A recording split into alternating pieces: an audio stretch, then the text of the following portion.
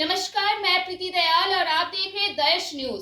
बिहार विधानमंडल का मानसून सत्र 5 दिनों तक चला और कुल मिलाकर देखा जाए तो इस 5 दिनों में मानसून सत्र मुश्किल से 2 घंटे भी ढंग से नहीं चल पाया। हालांकि इस 5 दिनों में बीजेपी का पुरजोर विरोध, पुरजोर हंगामा और बवाल देखने के लिए मिला। सड़क से लेकर सदन तक खूब हंगामा देखने के लिए मिला, लेकिन इस दौरान जनता के लिए क्या कुछ काम हुए। आपको बता दें कि मानसून सत्र में करोड़ों रुपए खर्च हो गए।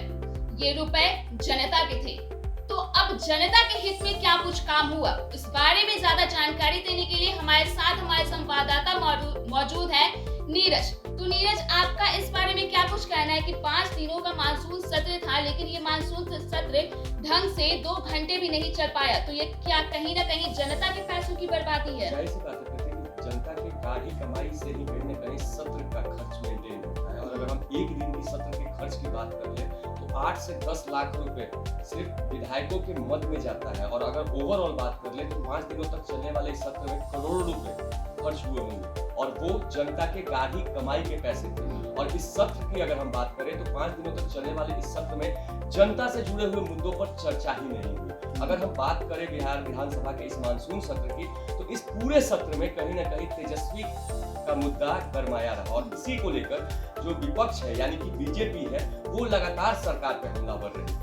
जब भी सदन की कार्रवाई शुरू होती थी, कार्रवाई शुरू होते ही सदन के वेल में विपक्ष के नेता पहुंच जाते थे और सदन की कार्रवाई को बाधित करते थे। और कहीं ना कहीं ऐसे में सदन को चलाना काफी मुश्किल हो गया था। और इसी कड़ी में अगर हम बात करें तो 5 दिनों तक चलने वाले इस सत्र में जनता से जुड़े हुए मुद्दों पर चर्चा नहीं हुई।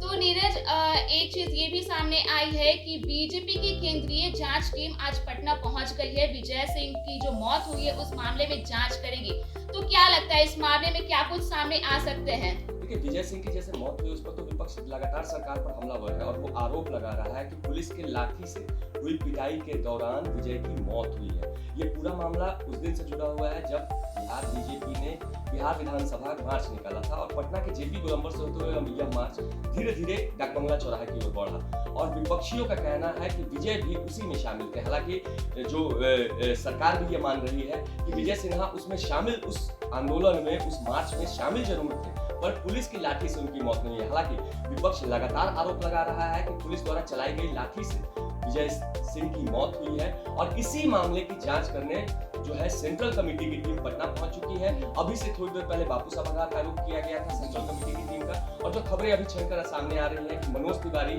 और अन्य कई नेता अभी पटना के पीएमसीएच पहुंचे हैं और विजय की मौत किन परिस्थितियों में हुई इसकी जांच कर रहे हैं। जी, और नीरज, दूसरी तरफ ये भी देखें तो बीजेपी आज धरना प्रदर्शन, पूरे राज्य भर में धरना प्रदर्शन करने वाली है। तो इस बारे में क्या कहना चाहते हैं? आपकी सरकार पर कुछ, अब सरकार की तरफ से भी कुछ रिएक्शन आ सकता है? बिहार बीजेपी कहीं न कहीं सरकार को गिराने के हर संभव प्रयास में लगी है। जिस तरह से बिहार बीजेपी दावा भी कर रही है कि बिहार सरकार जिस नीति से सरकार चला रही थी उस नीति के उलट अब समझौता करके सरकार चला रही है। और इसी कारण विपक्ष लगातार हमलावर है। और हाल के दिनों में जो विजय की मौत हुई है, अब विपक्ष उस मुद्दे को कहीं ना कहीं प्रमुख मुद्दा बनाकर आज धरना दे रही है और उसके बाद सरकार पर दबाव बनाने का काम कर रही है कि आखिरकार जो विजय की मौत हुई वह पुलिस की लाठी से हुई। और इस कारण कहीं ना कहीं बिहार बीजेपी ने आज जिस तरह से सरकार पर दबाव या यूं कहें कि विजय की मौत को लेकर एक मुद्दा बनाया है और अब उस मुद्दे को भंजाने के लिए बिहार बीजेपी जो है इसे धरना का स्वरूप दे रही है। और उसके बाद कहीं ना कहीं इसके जरिए सरकार पर एक दबाव बनाने की जो रणनीति है, राजनीति है, वो शुरू कर दी गई है। हालांकि बिहार सरकार और बिहार सरकार के कई अधिकारी, यहाँ तक कि पटना के जिलाधिकारी ने भी कल शाम ये स्पष्ट कर दिया है कि विजय की मौत का कारण पिटाई नहीं है, मगर विपक्ष लगातार सरकार पर हमलावर है और लगातार इसी मुद्दे को आड़े हाथों लेते हुए लगातार सरकार पर दबाव बनाने का प्रयास है। जी, तो धन्यवाद नीरज।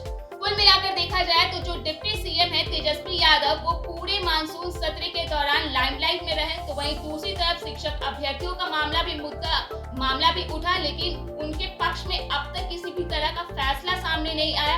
हालांकि ये देखने वाली बात हुई कि आज जो बीजेपी प्रदर्शन करने वाली है, धरना देने वाली है, वहीं दूसरी तरफ जांच कमेटी भी, जो बीजेपी की केंद्रीय जांच कमेटी है, वो आज पटना पहुंची है। तो वो भी देखने वाली बात होगी कि आखिर जांच में आखिर क्या कुछ सामने आता है।